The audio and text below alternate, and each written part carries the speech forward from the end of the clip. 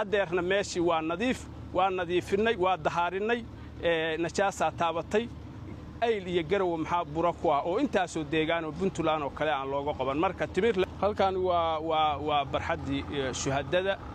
gaar ahaan buundada isbitaalka meeshii habeenkii dhaweyd dabaaldega lagu qabtay oo loogu qabtay go'noogusadka isaaqa oo aad ogtihiin meesha madaxtooyadu tahay geedka ka laadlaado yoocada nimanka la waa leenahay oo ku raadinaya qarannimo iyo madax bannaani runtii waa wax aad looga naxo dawladdii oo joogta markhaanti ka ah yadii qayb ka ah inay taasi dhacdo waa wax aad nasiib darro u ah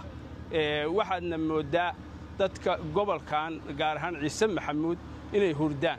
buurtinle iyo gaalkacyo iyo qardho iyo boosaaso iyo caluulo midna lagama qaban maxay ku timi garow iyo ayl in laga qabto marka waa wax aad nasiib darro u ah anigu waxaan aaminsanahay. السلام عليكم ورحمة الله وبركاته. مرحبا السلام عليكم بعدين. ورثة سموجت قف كمركي والضمير كذا دنته. ولدت بعد شراء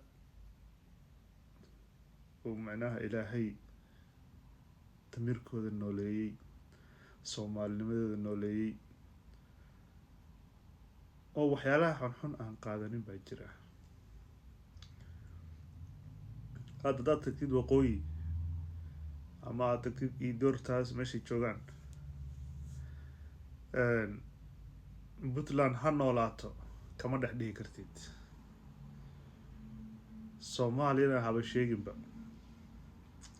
سيد مركا دad عقدad qaba adiga ay deegaankaaga oga dhaxdhaantayaan oga dhaxneekiyaan oga maaragtay fisqi ogu keenan tawxiid futanaa ku xiranaya siday ugu dhex ciyaaraan dad dalkeeni kala goynaya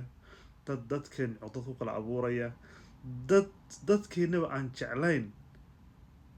dadkeenaba aan arki karin seed adiga ugu ogolaataa inay intay yimaadaan deegaanadaadii oo dad ku laan jireen oo dad ku dhibaateyn jireen haddana inay ku dhex neekiyaan ay calan maaragtay tawxiidkii ku qoraya naaga dhilooyina fursada ku xiran ugu soo dhiibaan.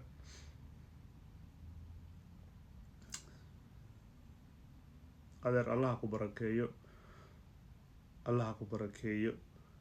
wasakdaas meesha istaagaan iska maydha saad ugu dhaqdeen saabuunta iyo aad ugu dhaqdeen ugu dhaqa iska nadiifiya ha ka yeelina marada xun ay wataan aagayaysan nagala imaanin dadkeena yaysan dhagaha iyo indhaha ka xumaynin kugu maalay oo mahadsanid oo ilaahay cimrigaaga ha dheereeyo adiga iyo dadka fikirkaagaas oo kale aaminsan ee nacab waxyaalaha dadka Soomaaliyeed kala dilaya shacab weynaha Soomaaliyeed oo ku kala abuuraya aad baad maasan tahay waan ku salaameynaa war clipkan maaragtay kor ha loo qaado oo share loo taabto oo maaragtay repos hal dhaho oo maaragtay fikirkaagana soo qor commentiga ha ka xishoon saaxiib annagu Soomaali baan nahay